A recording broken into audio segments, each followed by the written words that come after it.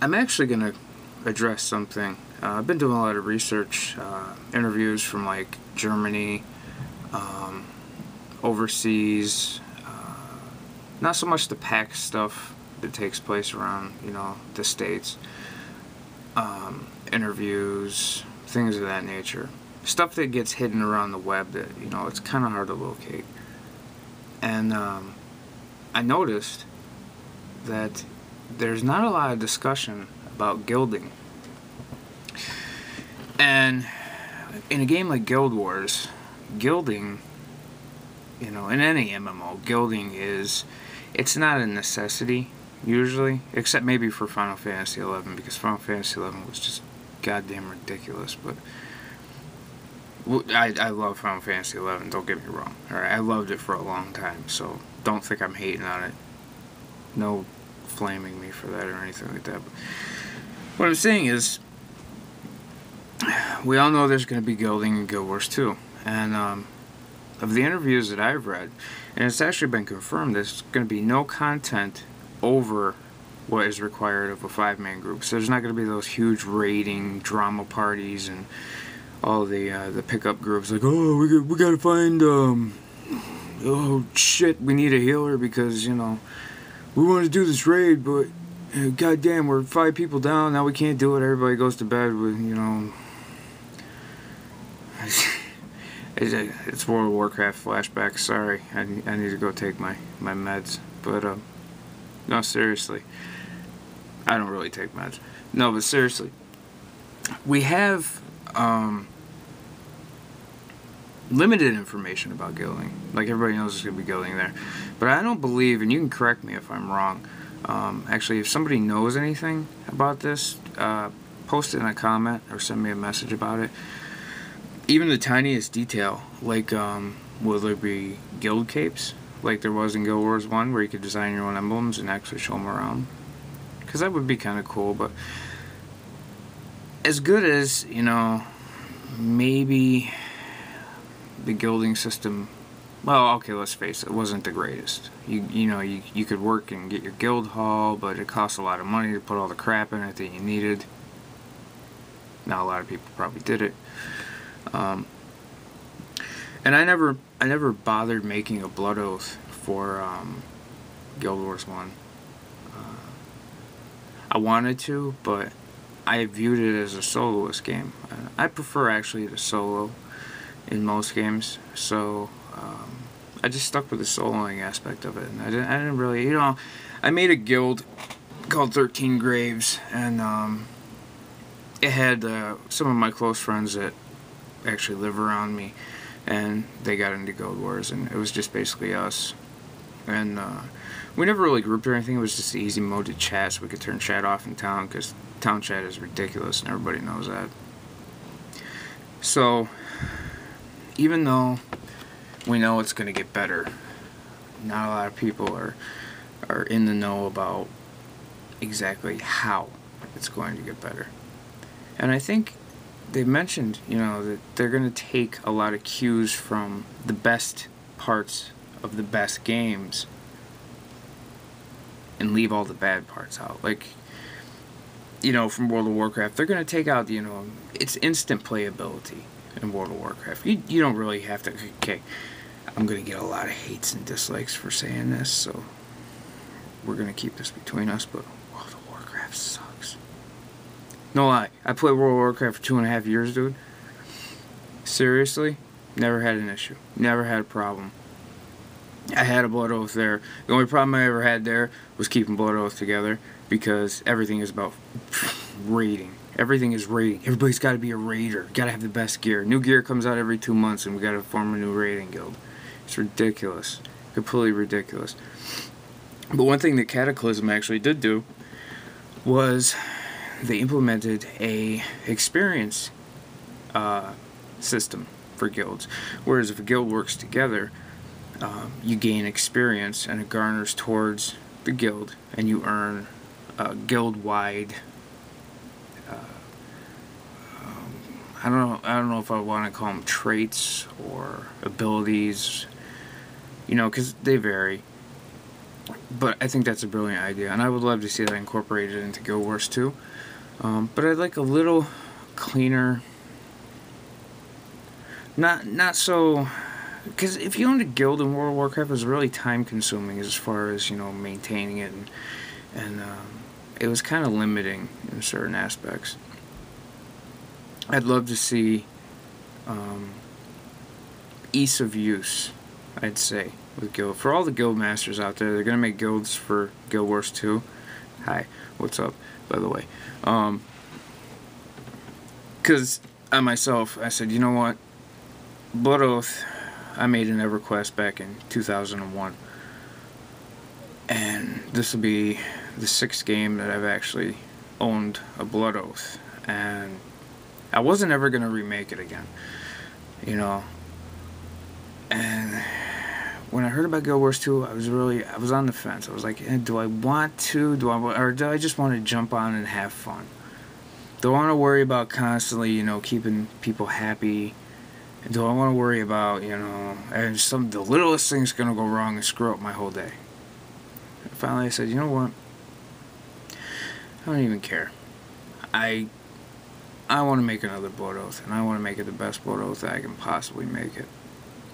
And I think a lot of guild masters are on that same vein, and I'd love to hear from other guild masters out there that are like, really dedicated, and they really want to make the best guild that they possibly can make for Guild Wars 2. And I want to hear their thoughts on the whole guilding, what it should incorporate, and how it should be run, and other thing. The best news actually is for guilds such as I like to run, which is medium community-based guilds. I don't like a lot of scheduling conflicts. I mean, I've been a part of some of the largest raiding guilds in the games that I've played, and it's always drama. It's always, you jump in, it's like you fill out a ridiculous application. You have to have certain gear specifications. Then all of a sudden, somebody contacts you. It's like all Secret Service, for some reason. It's a video game, alright? I know you're elite, but give me a freaking break, But then they're like, they contact you like, it's 007. You're like, hey, so we got the stuff. You got the money, And maybe I'm actually thinking about something else. No, I'm not thinking about anything else. I'm just kidding again, but you know where I'm coming from with this, Especially, it was really evident in World of Warcraft. So, I don't want to see that anymore. I am so sick of that aspect. But, again, where our website is located in our forums, I look around there. I've actually looked around Guild Wars 2 forums, and I see all these guild masters popping up from other games, like coming from World of Warcraft, Lord of the Rings Online, stuff like that. They're like, we're going to have the biggest raiding guild in Guild Wars 2. Well, you're going to have a lot of people to deal with that basically you really don't need to deal with. These large scheduled organizations, that's completely getting rid of you. Well, not getting rid of you. They shouldn't viably erase you off the face of the earth. I'm just saying. They're getting rid of the whole, we need a raid guild environment to be productive here. And I think they need to be applauded for that. I think making a strong guilding game where medium, small, even small guilds, small to medium, we want a roster of about 50. That's it. I don't want any more than 50 people in Blood Oath this time. And, a lot of people out there watching, probably their jaws just hit the floor. It's like, that's crazy. Only 50 people? That's not even considered a guild in some games. Well, I don't give a shit. Alright? The simple point is, hey, this is what I like to do.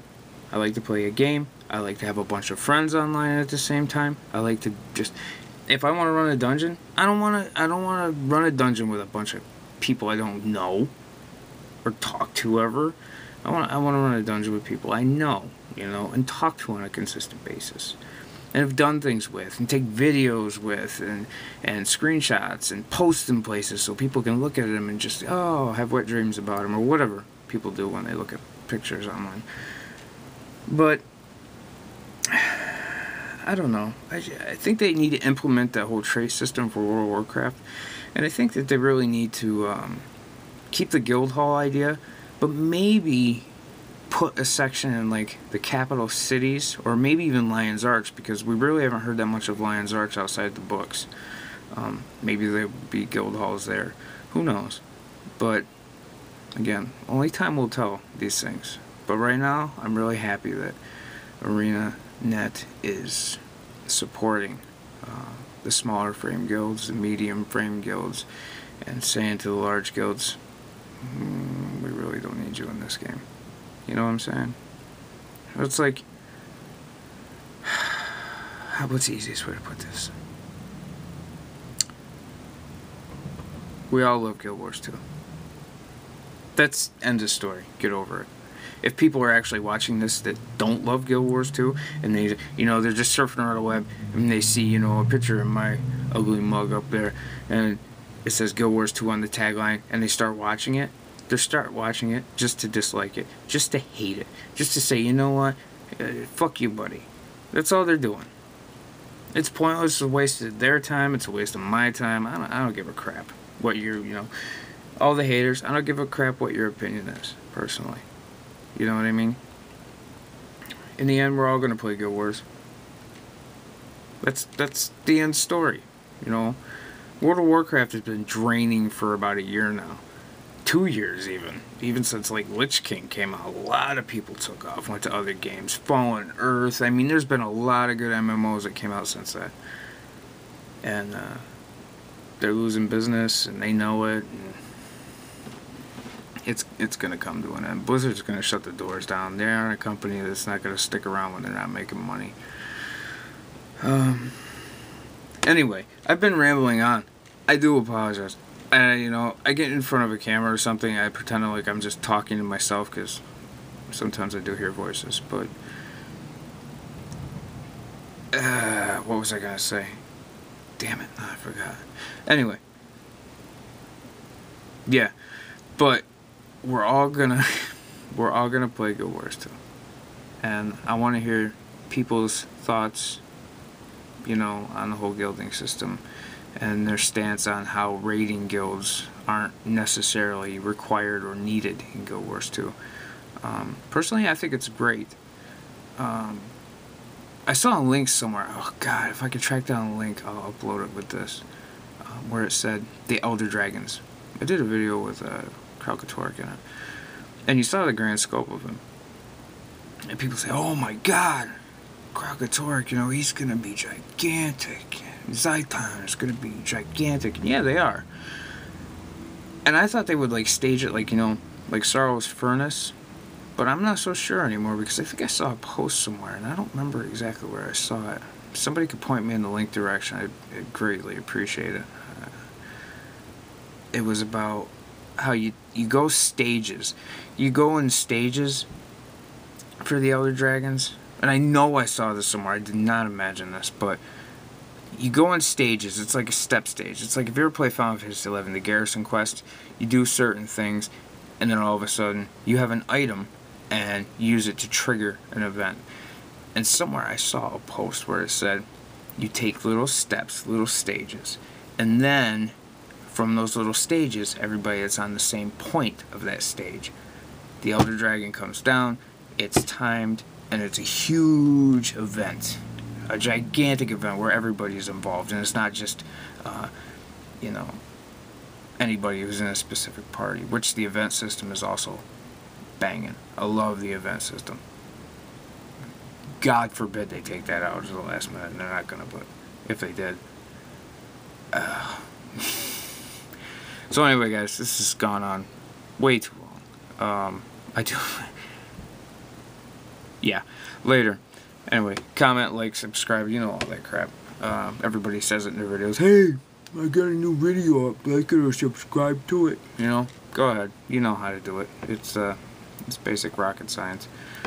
See you guys later.